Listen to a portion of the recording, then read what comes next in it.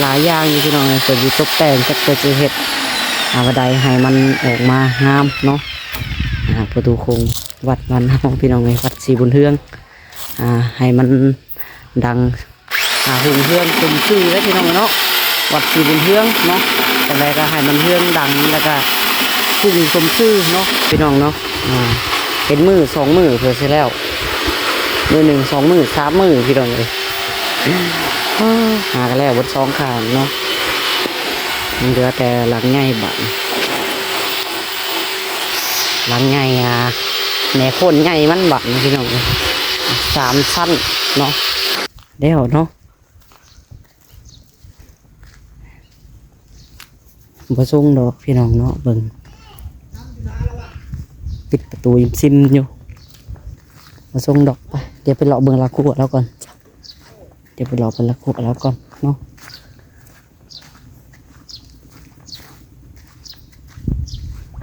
บรรยากาศพี่น้อง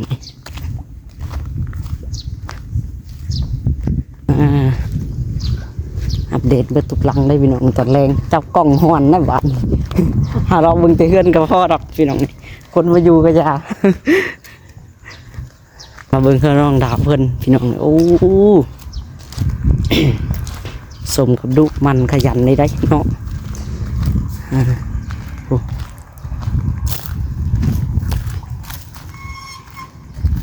น้องเคยทองกันบ่เลิกเวียกแล้วบ่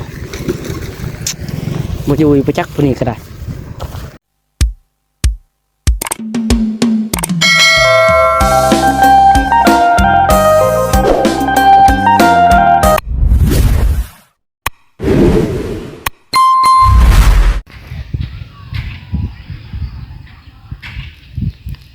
โดยทักทาย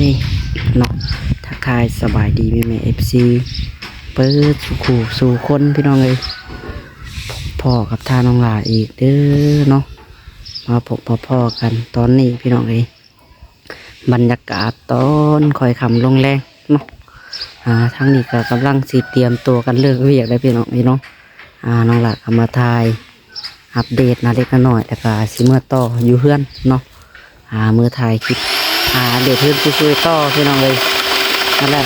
มาเบิ่งทางประตูโค้งให้มีเงินชี้เบิ่งก้อนเนาะแล้วก่อนสิกลับบ้านมีเพื่อนมีซองก็ได้อยู่กันพี่น้องเลยเนาะน้องหล่ากับเบาส่งพี่น้องทางกระรองคนเมื่อแหละเนาะคนย่างเมื่อได้พี่น้องเลยเนาะทางกระรองคนย่างหลัดเมื่อทั้งที่แหละตอนเมื่อกี้นี่บริษัทเอาคนซ้ำพี่น้องเลยโทรศัพท์คนย่างเมื่อแล้วทางกระรองเป็นกระดาษต้องถือว่าไกลเติบเลยเนาะตัวจังหวัดบ้านนาถึงกระดาษย่างหลัดเมื่อทั้งนี้พี่น้องที่ที่แม่นเชิงบ้านคนแต่ว่าเนาะเป็นระดับ4 ลักหรือ5 ลักอะไรพี่น้องเลยตัวจีฮอดเนาะนี่ก็เป็นบรรยากาศตอนคอยคำลงแรงพี่น้องเลยเนาะหันมาคือนาเวียนงานเขากระดาษ4 โมงอะไรเนาะเขา5 โมงแล้วพี่น้องเลยทำมาส่งกำลังตัดหางชิ้นง้อไว้เนาะเนื่นแล้วก็สิโตหลังใหญ่พี่น้องเลยมุงเอาแม่โคตรมันได้บัดนี่เนาะยังแต่ปลามุกหลังใหญ่บัดนี่ปลามุกหลังน้อยนี่เรียบร้อยแล้วได้เนาะมุงพี่น้องเลยสำหรับมุงเนาะเรื่องตกแต่งนี่ยังอยู่เนาะเนื้อตกแต่งนี่ยังอยู่พี่น้องเลยยังจะทันได้ตบโต๊ะได้ตบได้ตอกได้แต่งพี่น้องเลยมีแต่ใส่ขี้หน้าแล้วก็มุงเนาะยังเหลือหลายๆอย่างอยู่พี่น้องเลยเกิดอยู่ตกแต่งจักเกิดจะเฮ็ดบันไดให้มันออกมางามเนาะประตูโค้งวัดมันของพี่น้องเลยวัดศรีบุญเฮืองให้มันดังหุ่งเฮืองเป็นชื่อแล้วพี่น้องเนาะ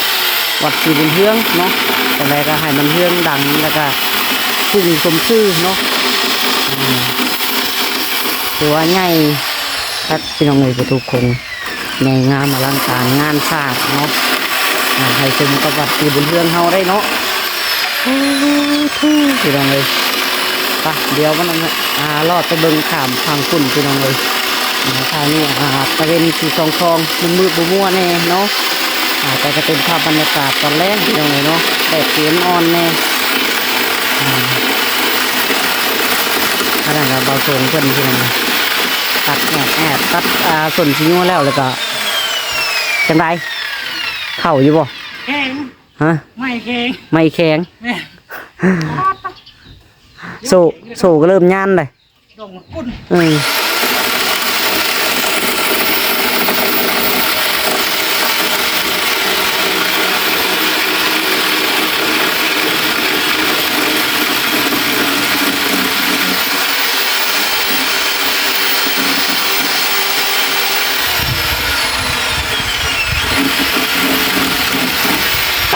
น่ะเรียบร้อยเนาะอีกอันหนึงบ่ปานตัดได้บ่ตัวน่ะ ได้แล้วแต่มันแข็งแห้งเลย ไม่แห้งแข็งตัวน่ะ จะไม่อ่ะ แม่นไม่เสือกไม่อันไม่ไปเลือดแข็งเลยไปเดี๋ยวเอามาส่องเบิกฟังนี่ก่อนพี่น้อง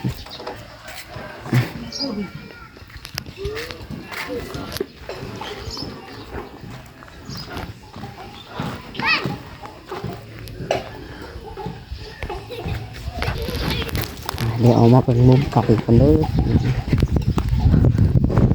เป็นมุมไก่ก่อนนี่เด้ แล้วเนาะมือหักแล้วมื้อนี้แหละพี่น้องกระตุกตัวน้อยทางนี้ก็ได้มันช้าเนาะพี่น้องเนาะ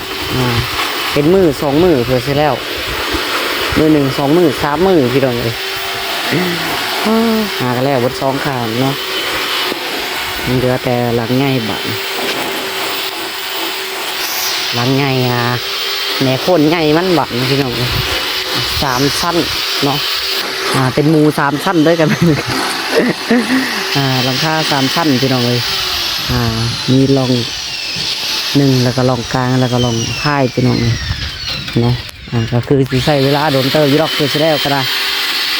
แต่การหมอกอันมุ้งเฮาก็คือยังบ่หลายพี่น้องเนาะอันมุ้งก็ได้ยังบ่หลายยังก็มีแบบพี่น้องเลยก็สีโปรโฟดอกเนาะยังบ่หลายปานใดสำหรับอันมุ้งพอมุ้งแล้วก็แม่มันก็งามเลยพี่น้องเนาะไหวบ่บาดเลยเนาะ คือภูเขาจะดิ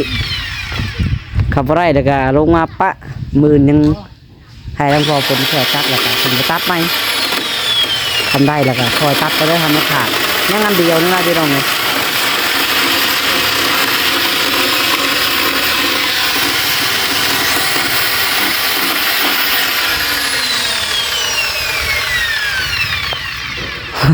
มันตีมาให้แน่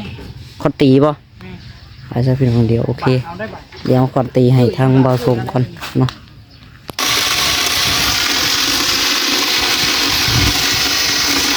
อยู่กัน2 คนพี่น้องเลยทำแล้วตรงนี้แล้วก็เก็บเครื่องเก็บของแล้วก็ขี่รถอีแท็กเมื่อเนาะ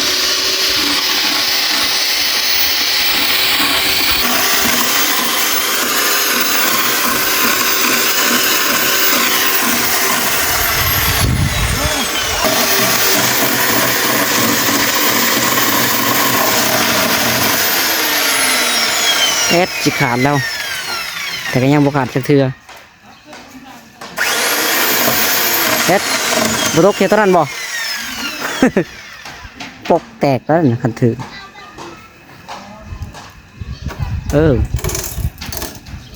โอเค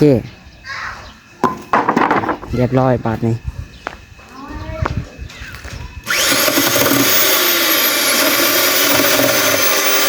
แล้วก็พี่น้องเลยเดี๋ยวน้องหล่าขออนุญาตเด้อเนาะ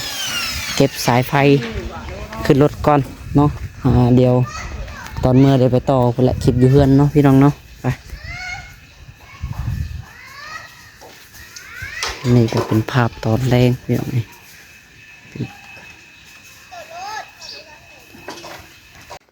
เรียบร้อยพี่น้องนี่รถเป็นยัง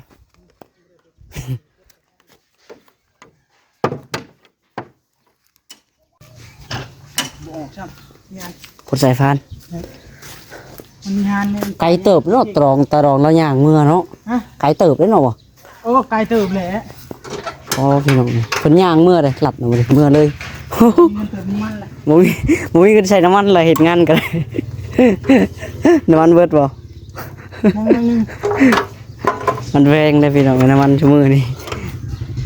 แถวบ้านน้องดาประมาณลิตร40เนาะ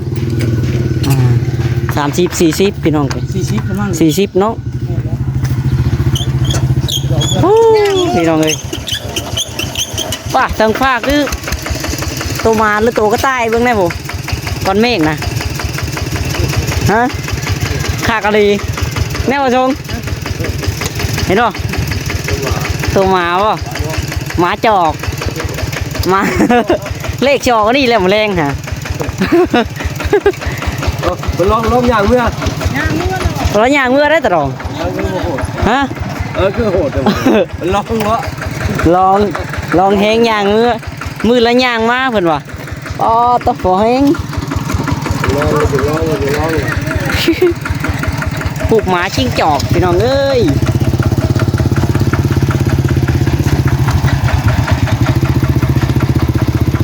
ไปเดี๋ยวน้องดาขออนุญาตเมื่อได้พี่น้องบัดนี้เนาะไปพ่อกันอยู่เพื่อนพุ่นแหละ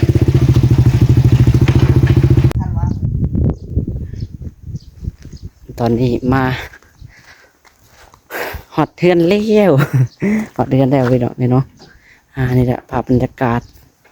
ตอนแรงๆ ไอ้หนูท่านว่านอนแล้วบ่นอนท่านได้ตื่นพี่น้องสวัสดีน้องจ้อยสวัสดีทั้งพ่อยังไงไอ้หนูน้อยบุกเราอีกแล้วเนาะเรากำลังนอนอยู่ น้องวีแห่งกำลังนึกเข่าอยู่เนาะตื่นเอาอีกแล้ว พี่น้องยังคือเก่าพี่น้องไงอัปเดตเทือนน้องละก่อนเนาะเช็ดบนหนาเอิญเลยเนาะเอิญกี่ไห้แล้ว เจ้าหนูน้อยไปให้แงกแล้วสิเนาะนี่แหละบรรยากาศพี่น้องเลยยังแต่เฮือนน้องเถยทองเพิ่นบาดนี้เนาะก็บริเหตุยังสารต่อเลยพี่น้องเลยช่วงนี้เนาะเบิดงบแล้วก็อยู่เนาะ ก็น้องหลาก็ประมาณนี้แหละพี่น้องเนาะยังคือเก่าคือเดิมเนาะแต่ก็สภาพเอื้อนซ่านก็ยังดียังงามคือเก่าเนาะ ยังตีขึ้นน้องตีท้องนี่แล้วพี่น้องเอ้ย ยังทันได้ลงสีลงยังเนาะตกแต่งกันยังเพิ่งได้แล้วพี่น้องเอ้ยเดี๋ยวไปเบิ่งเฮือนเพิ่นสวยก่อนเพิ่นอยู่บ่เนาะคันเพิ่นอยู่เพิ่นสิเอาอีกพี่น้องเอ้ยจักคลิปหนึงคันเพิ่นบ่อยู่มีแต่มาแวะส่องกล้องให้ FC เบิ่งแล้วก็แล้วเนาะ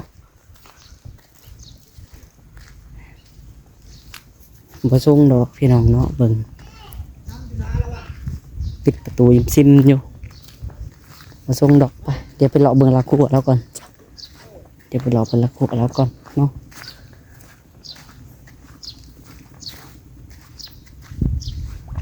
บรรยากาศพี่น้องนี่ก็เราฟังแล้วว่าแหละพี่น้องเนาะฟังแล้วเพื่อได้รักพวกเราพวกไป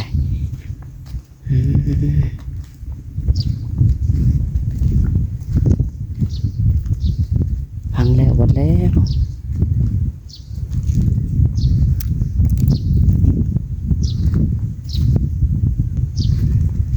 ใครอยู่ฮัลโหลสักพุดอยู่บ่อยู่อุ้ยไปอยู่พี่น้องโอ้เราฟังแล้วว่าได้เราหัวเนาะอ้อมเราบอกปะเดี๋ยวไปหลอกให้มันอ้อมได้พี่น้องเลย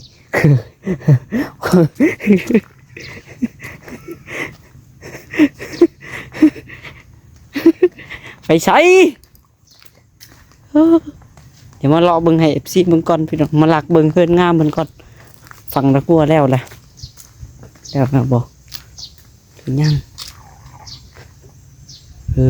ยังอยู่ขังยังทันได้แล้วพี่น้องนี่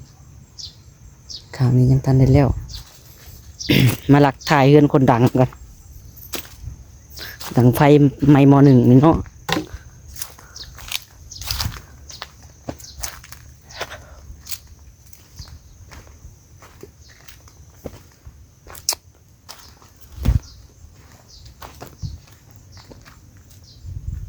ส่เพิ่นบ่ได้พังกายเขตกายแดนตีเนาะนี่หลักแดนเพิ่นทางเนาะนั่นแหละพี่น้องมาเช็คเบิ่งฝั่งเราหัวฝั่งทาวรเนาะฝั่งปิดฟาดให้ปะคักดีสวยเจ้าเรียบร้อยแล้วพี่น้องกันฟังยังแต่ด้านนั่นเนาะยังบ่ได้เอาแต่ในถือว่าโอเคแหละ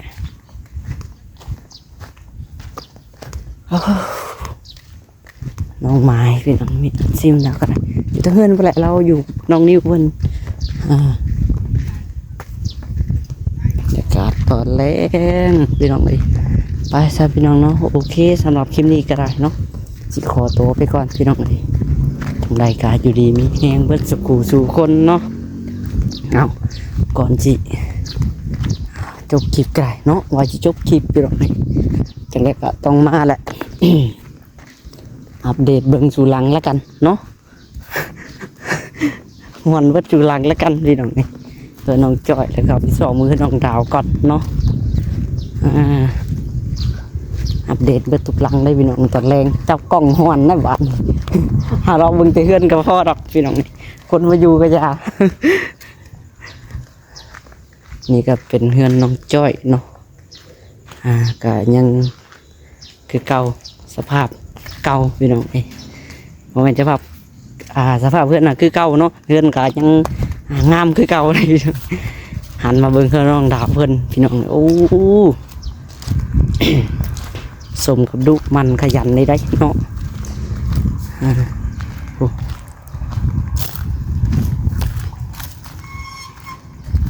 น้องคือทองมันบ่